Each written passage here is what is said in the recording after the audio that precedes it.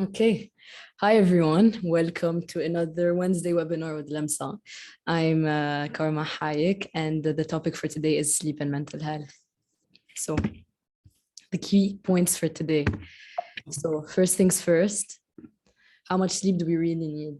We all sleep like approximately the same amount of time. Some of us sleep less, some of us sleep more. And so I was just wondering, how much sleep do we actually need? And is sleeping less actually that bad for our body? Then the science behind sleep, basically how it works, and why we need sleep in our lives. Then the impact of sleep on mental health. And finally, how can you improve your sleep pattern and quality? I'm giving you 10 tips on how to do it, and you'll see why it's super, super, super important.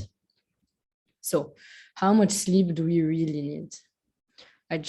I'm assuming most of you sleep between 7 to 9 hours during the day. Some of you sleep more, sleep less.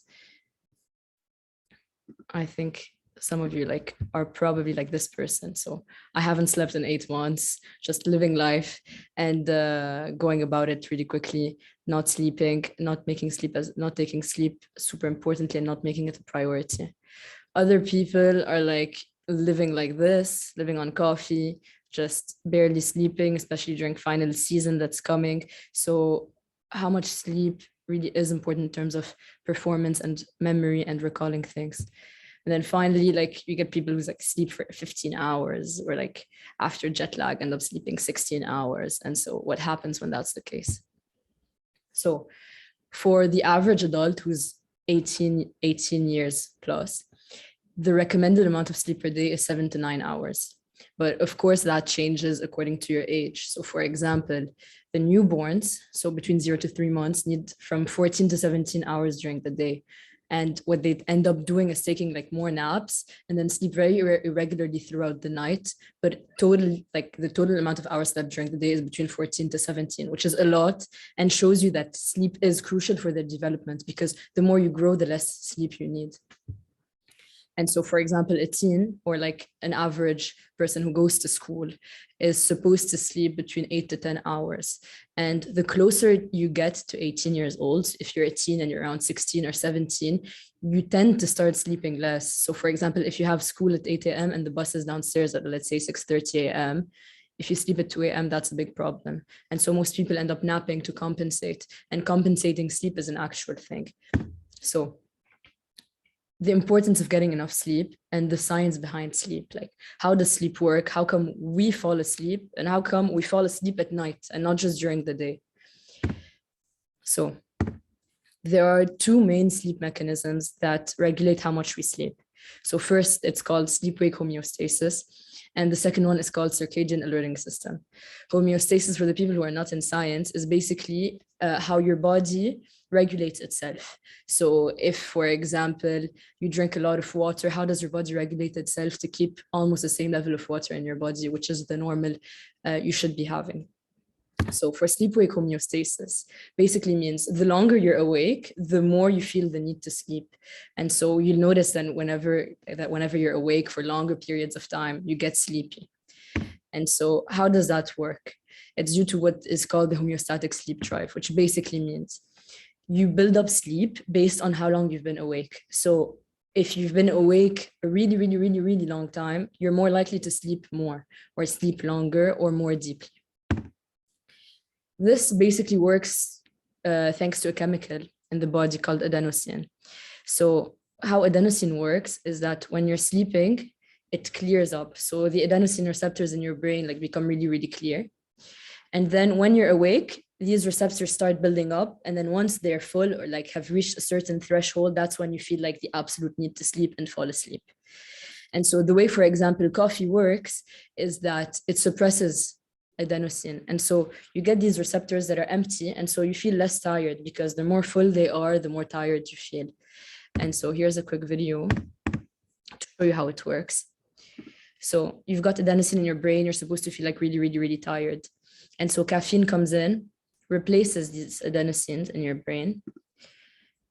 And what happens is you feel more alert, you feel more awake. The second mechanism that's important here is the circadian system.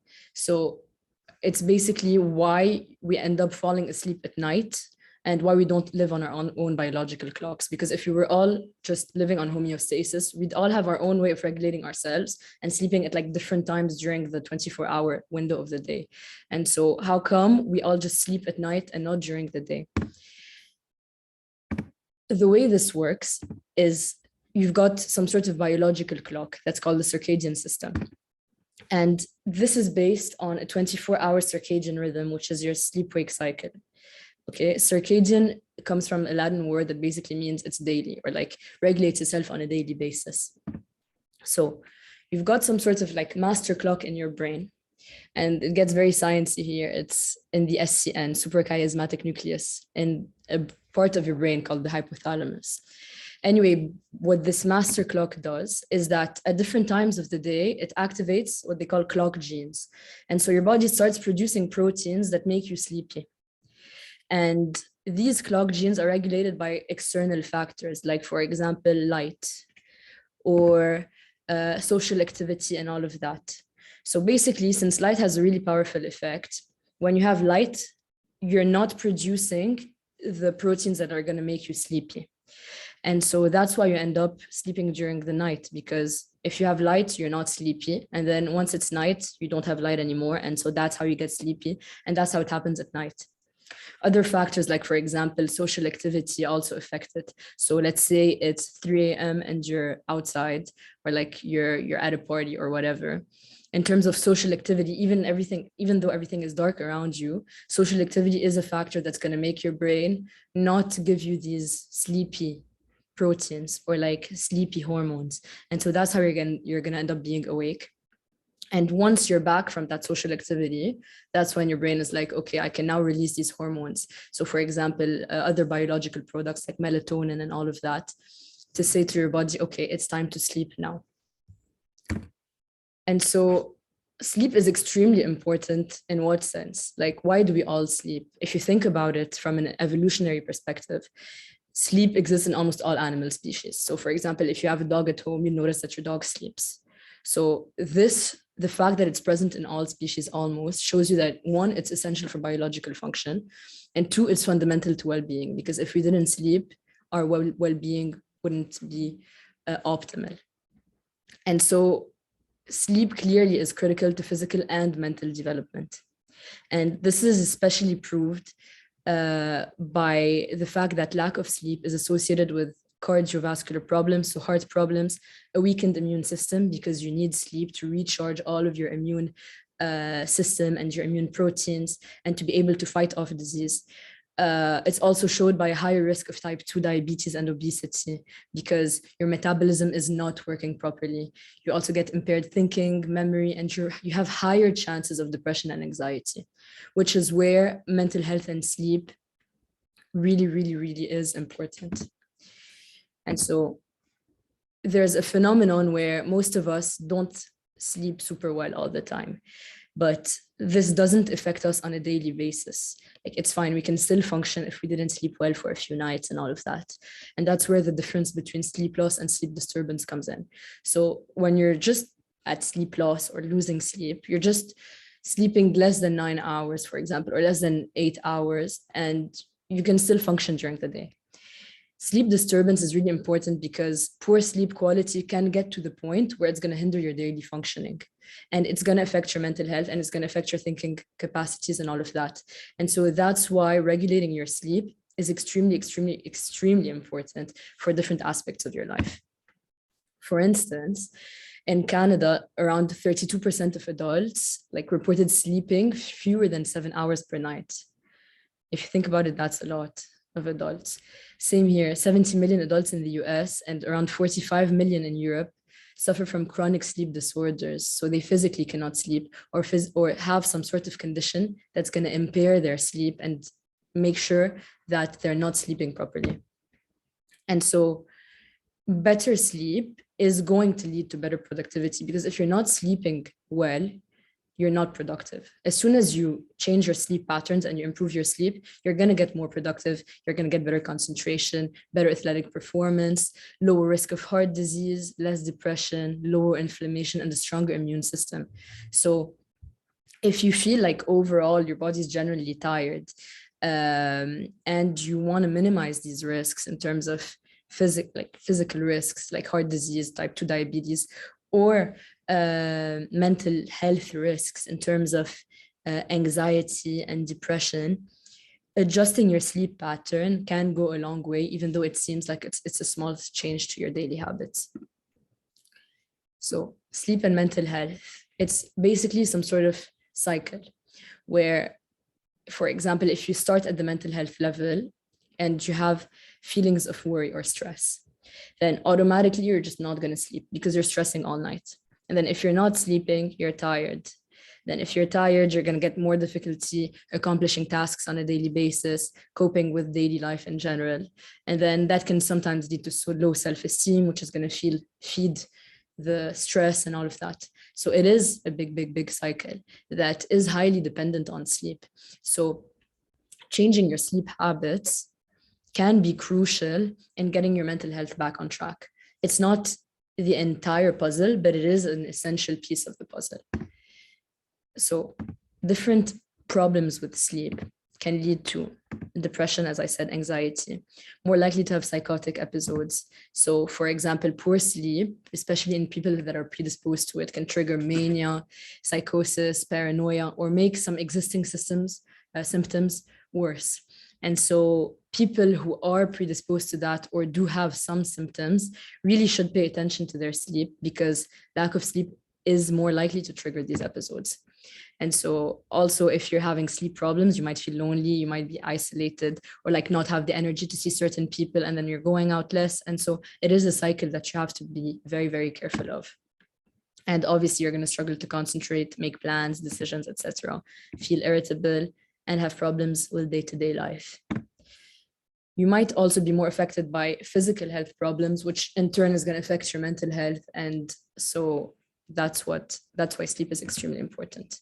And it is a two-way street. And so, for example, if you do have mental health problems or mental health issues, you're probably going to have sleep issues too. And so,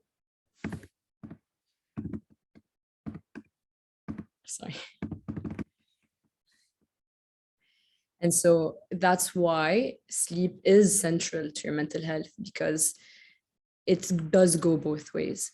If you do have a sleep problem, you might have to look into it more to know why you're having the sleep problem, especially if anxious thoughts or depression are the root of your bad sleep.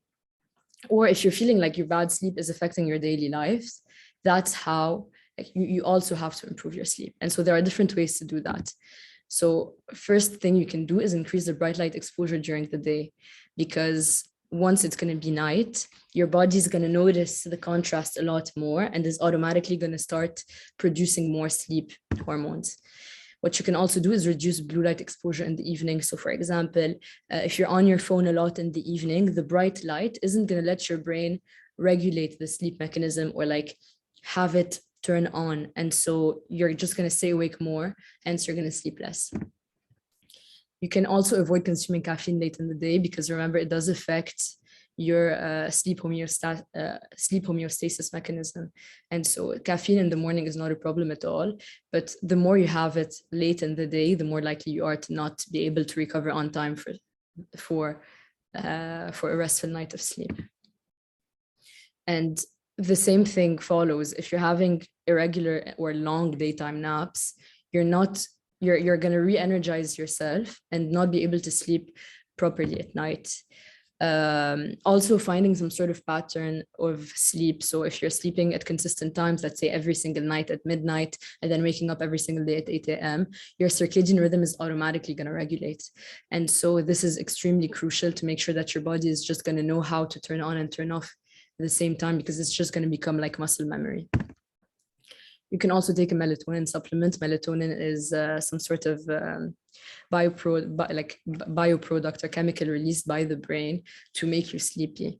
And it is a natural supplement, and it is produced by your body naturally. So taking a melatonin supplement can help trigger your sleep systems in your brain. Also, alcohol has been, or like excessive amounts of alcohol has been linked to more mental health irregularities. So for example, the more you drink, the more likely you are to feel anxious at night, hence you're less likely to sleep properly. And so reducing your alcohol consumption is really, really, really helpful in terms of regulating your sleep also. You can optimize your bedroom environment, make it really cozy, make it or raise the temperature a bit. It really helps to make sure that your body feels safe to fall asleep, because if your body is on high alert all the time, it's not going to let itself sleep. Last but not least, don't eat late in the evening. So if you're eating, your body's automatically going to think that you want it to re-energize itself. So if you're eating, your body's going to think, oh, okay, I shouldn't fall asleep now because I have more things coming. I need the energy that I just ingested for something else. And so if you avoid eating late in the evening, you're more likely to fall asleep easier, because your body isn't going to think that it needs the food to do something. And you should always think of ruling out a sleep disorder. So for example, sleep apnea is very common, and other sleep disorders are very, very common. So if you do have big problems with sleep and these tips don't help you regulate your sleep, you can also see a sleep specialist. It does exist. And sleep clinics exist to analyze your sleep. So if you're struggling with your sleep a lot, it is important to rule out a sleep disorder, because going to a doctor or actually addressing this more serious issue is going to help you sleep better and hence improve your mental and physical health. So that's it for today. Thanks for joining. If you have any questions, please let me know. And I'm here to answer them. And I'm here to also listen to feedback if you have any.